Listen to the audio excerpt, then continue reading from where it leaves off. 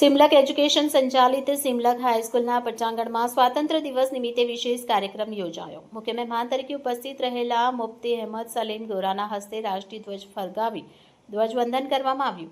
આ પ્રસંગે વિદ્યાર્થીઓ, શિક્ષકો, આચાર્યશ્રી, ટ્રસ્ટી મંડળના સભ્યો, ગ્રામજનો અને શાળાના ભૂતપૂર્વ વિદ્યાર્થીઓ ઉપસ્થિત રહ્યા.